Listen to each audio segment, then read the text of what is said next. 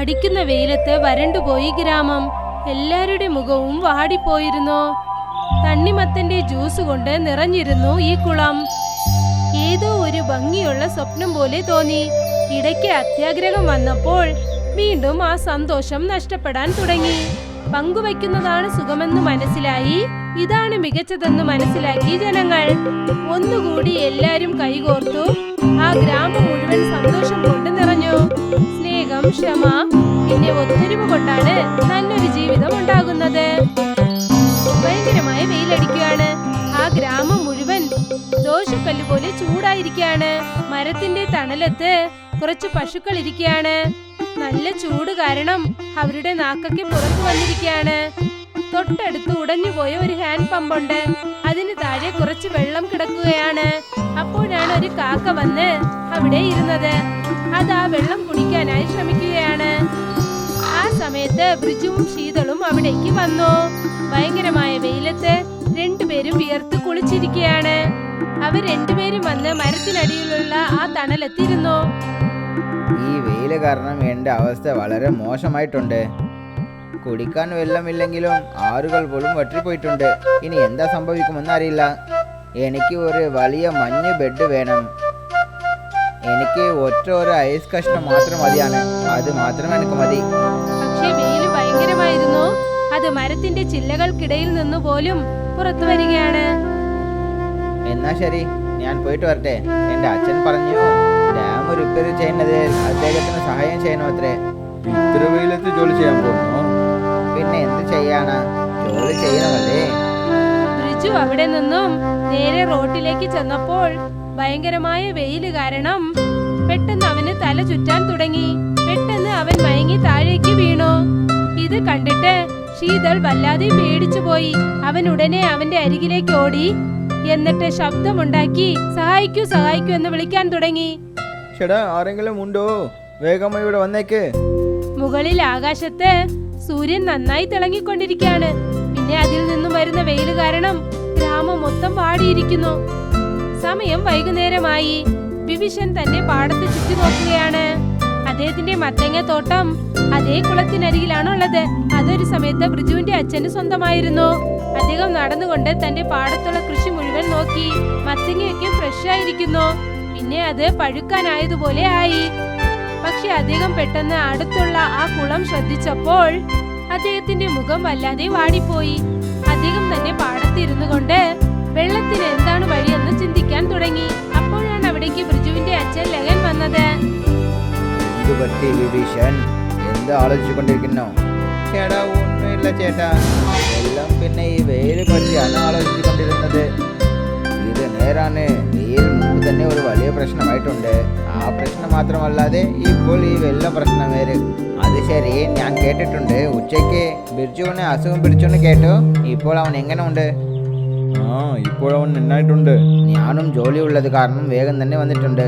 ഇപ്പോൾ തന്നെ വെറുതെ നടന്നിട്ട് വരാമെന്ന് വന്നു. ഈ വെയില് പ്രശ്നവും വെള്ളം പ്രശ്നവും എപ്പോഴാണ് തീരുന്നത് അറിയുന്നില്ല. രണ്ടുപേരും അവിടെ തന്നെ ഇരുന്നു കൊണ്ട് ഈ വെള്ളത്തിന്റെ പ്രശ്നത്തെ കുറിച്ച് ചിന്തിക്കാൻ തുടങ്ങി. രാത്രി ബ്രിജു കട്ടിലിൽ ഇരിക്കുകയായിരുന്നു. അപ്പോഴാണ് അവന്റെ അമ്മ ആഹാരം എടുത്തുകൊണ്ട് അവന്റെ അച്ഛന്റെ അരികിലേക്ക് വന്നത്. ലഗൻ തറയിൽ ഇരുന്നു കൊണ്ട് ആഹാരം കഴിക്കാൻ തുടങ്ങി. കുറച്ചു സമയത്തിനകം ബ്രിജുവിന്റെ അമ്മ പാരുളും അവരുടെ അടുത്ത് വന്ന് ഇരുന്നു. വീട്ടിലുള്ള വെള്ളവും ഇപ്പോൾ തീരാൻ പോവുകയാണ്. ഇനി എന്ത് നടക്കുമെന്ന് അറിയില്ല. ഗ്രാമത്തിലെ ഹാൻഡ് പമ്പും പൊട്ടിപ്പോയി. വെള്ളം എപ്പോൾ വരുമെന്ന് ആർക്കും അറിയില്ല. ഇപ്പോൾ എന്ത് പറയാനാ? ആ ഡാം റിപ്പയർ ചെയ്യാനായിട്ട് ഇനിയും സമയമെടുക്കുമെന്ന് തോന്നുന്നു. ഇത്ര മോശമായ വെയിൽ കാരണം ആൾക്കാരും ജോലിക്ക് വരുന്നില്ല. എല്ലാവരുടെ മുഖവും നന്നായി വാടിയിരിക്കുകയാണ്. ഈ സാഹചര്യത്തിൽ ആ രാത്രിയും കടന്നുപോയി.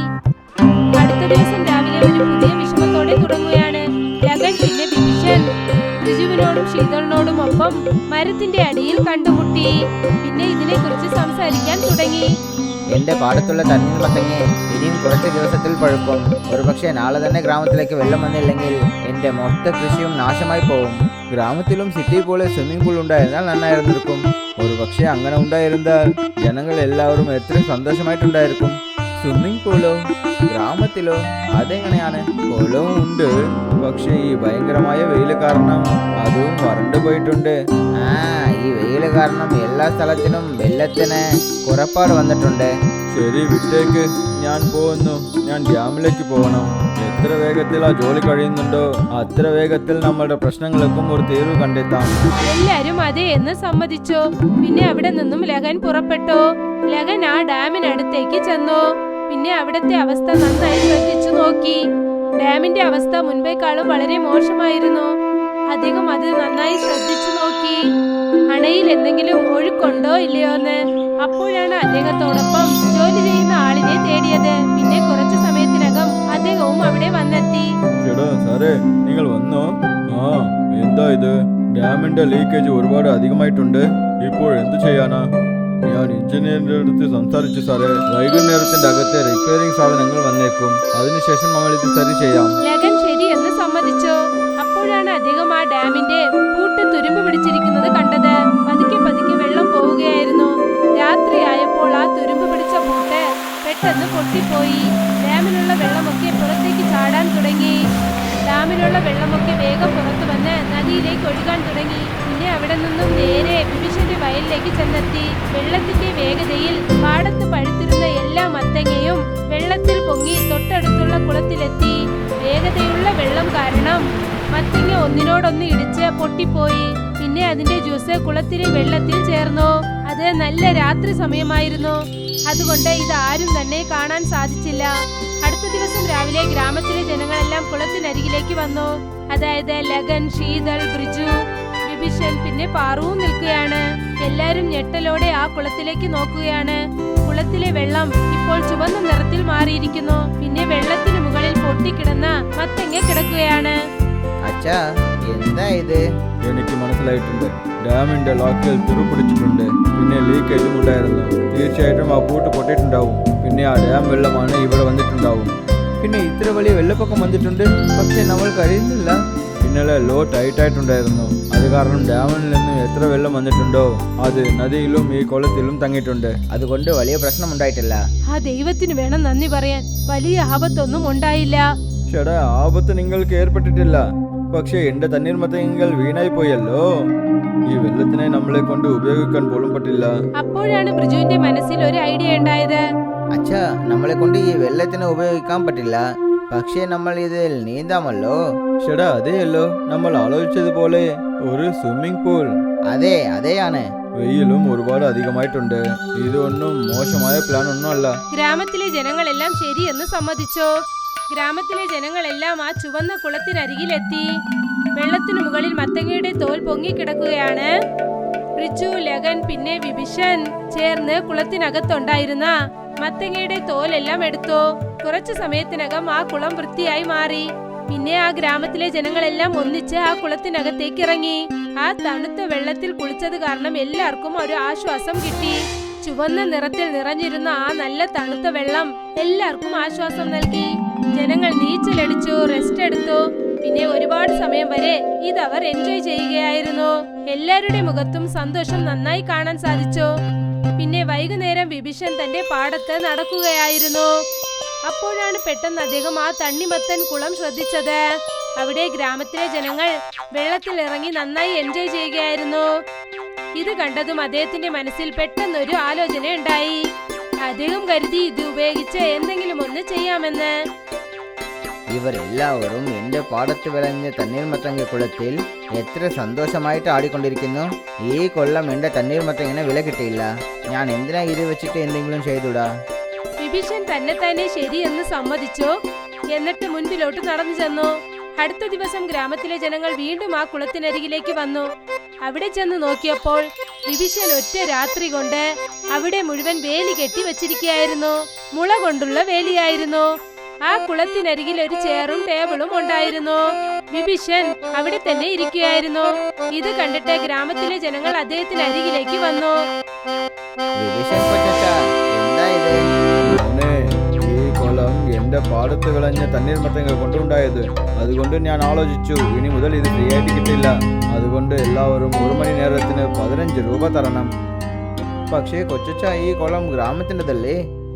കുളം ഗ്രാമത്തിൻ്റെതാണ്. പക്ഷെ ഇതിൻ്റെ അകത്തിരിക്കുന്ന തണ്ണിമത്തങ്ങ എൻ്റെതല്ലേ. ഒരുപക്ഷെ ഈ പഴങ്ങളൊക്കെ മാർക്കറ്റിലേക്ക് പോയിട്ടുണ്ടെങ്കിൽ എനിക്ക് നല്ല കാശ് കിട്ടിയിരിക്കും. പക്ഷേ ഇപ്പോൾ ഇതെല്ലാം പൊട്ടിപ്പോയി ജ്യൂസായി മാറിയിട്ടുണ്ട്. ഞാൻ എന്നെക്കുറിച്ചും കുറച്ച് ആലോചിക്കണമല്ലേ. ഇത് കേട്ടതും ശീതളും ബ്രിഡ്ജും വല്ലാതെ വിഷമത്തിലായി. അതിനുശേഷം അവർ ചിന്തിച്ചു കാശ് കൊടുത്തിട്ട് കുളത്തിനകത്തേക്ക് ചെല്ലാമെന്ന്. പിന്നെ ഗ്രാമത്തിലെ ജനങ്ങൾ ഓരോരുത്തരായി കാശ് നൽകി. എന്നിട്ട് കുളത്തിനകത്തേക്ക് ചെന്നു. വെയിലത്ത് ആ വെള്ളത്തിൽ കുളിക്കുന്നത് കൊണ്ട് അവർക്കല്പം ആശ്വാസം കിട്ടി. പക്ഷെ അവരുടെ ഗ്രാമത്തിലെ കുളത്തിന് പണം നൽകുന്നത് അവരുടെ മനസ്സിന് ശരിയായി തോന്നിയില്ല. അവിടെ വിഭീഷൺ തൊട്ടടുത്ത് തന്നെ ഇരുന്നു കൊണ്ട് ഗ്രാമത്തിലെ ജനങ്ങൾ നൽകിയ കാശ് എണ്ണുകയായിരുന്നു. പതുക്കെ പതുക്കെ അവിടെ ജനങ്ങൾ വരുന്നത് കുറയാൻ തുടങ്ങി. കുറച്ചു ദിവസങ്ങൾക്ക് ശേഷം ആളുകൾ വരുന്നത് നിന്നു. ഇപ്പോൾ വിഭീഷൺ തനിച്ചിരുന്നുകൊണ്ട് ആളുകൾക്ക് വേണ്ടി കാത്തിരിക്കുകയായിരുന്നു. പക്ഷെ അവിടേക്ക് ആരും തന്നെ വരാൻ തയ്യാറായില്ല. കുറച്ചു ദിവസങ്ങൾക്ക് ശേഷം ലക്കൻ, ബ്രിച്ചു, പിന്നെ ശീതൾ മരത്തടിയിൽ ഇരുന്നു കൊണ്ട് സംസാരിച്ചുകൊണ്ടിരിക്കുകയായിരുന്നു. അപ്പോഴാണ് അവിടേക്ക് വിഭീഷൺ വന്നത്. എങ്ങനെ ഉണ്ട് വിഭീഷൺ? എന്ത് നിനക്ക് ലാഭം കിട്ടിയോ? ചേട്ടാ എന്താ ചേട്ടാ, എന്തിനാ എന്നെ ശല്യം ചെയ്യുന്നു? ആദ്യം ഒരുപാട് ആൾക്കാർ വന്നിട്ടുണ്ട്, ഇപ്പോൾ ആരും വരുന്നേ ഇല്ല. നിങ്ങൾ ചെയ്യുന്ന ജോലിയെല്ലാം ഒരു അത്യാഗ്രഹമായി മാറിയിട്ടുണ്ട്. പിന്നെ അത്യാഗ്രഹത്തോടെ ചെയ്യുന്ന ഏതൊരു കാര്യവും തീർച്ചയായിട്ടും വിജയിക്കില്ല. ചേട്ടാ ഇതിൽ അത്യാഗ്രഹിക്കാൻ എന്താ ഉള്ളത്? എൻ്റെ തണ്ണീർമത്തങ്ങിന്റെ വിലയല്ലേ ഞാൻ വസൂൽ ചെയ്തത്. കൊച്ചച്ച, വെയിൽ കാരണം ഗ്രാമത്തിൽ ഒരുപാട് ആൾക്കാർ വിഷമത്തിലായിരിക്കുന്നു. അതുകൊണ്ട് ഇങ്ങനെ ആലോചിക്കാൻ പറ്റില്ല. നിങ്ങളിത് അവകാശമായിട്ട് ഉപയോഗിച്ച് നിങ്ങളുടെ ലാഭത്തിനെ പറ്റി ആലോചിക്കാൻ. നിങ്ങളുടെ പാടത്തിൽ നിന്ന് തണ്ണീർമത്തങ്ങി പോയിട്ടുണ്ട്. ഇത് എതിർപാറാതെ നടന്ന കാര്യമാണ്. നിങ്ങൾ നിങ്ങളുടെ വലിയ മനസ്സോടെ എല്ലാവർക്കും ഇത് തന്നിരിക്കണം. നീ പറയുന്ന കാര്യങ്ങളും നേരാണ്. ഞാൻ ഇങ്ങനെ ചെയ്ത് ഗ്രാമത്തിലെ ജനങ്ങൾക്ക് തെറ്റ് ചെയ്തിട്ടുണ്ട്. പക്ഷെ ഞാൻ എൻ്റെ തെറ്റ് എങ്ങനെ ശരി ചെയ്യാനാ? അടുത്ത ആഴ്ച നമ്മുടെ ഗ്രാമത്തിൽ എക്സിബിഷൻ നടക്കാൻ പോകുന്നുണ്ട്.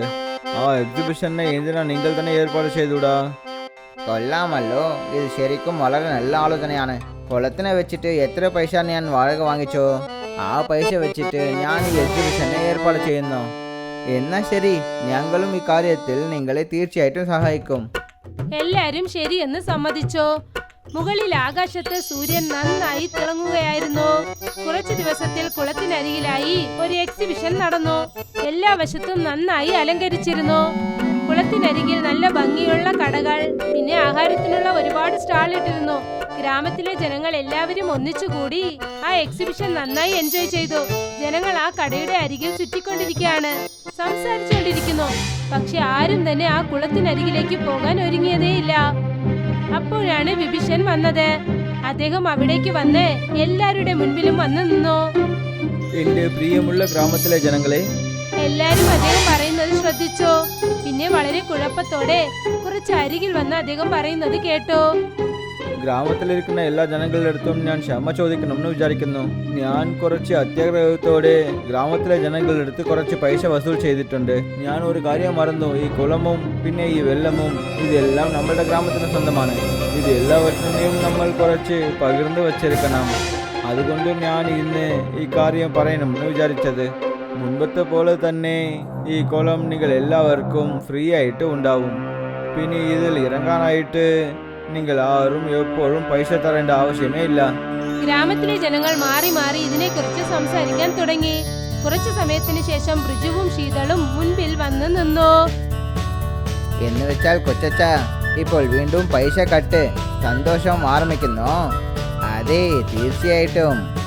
പിന്നെ എനിക്കും കുറച്ച് സമയത്തിന് മുൻപാണ് സിറ്റിയിൽ നിന്ന് ഫോൺ വന്നത്.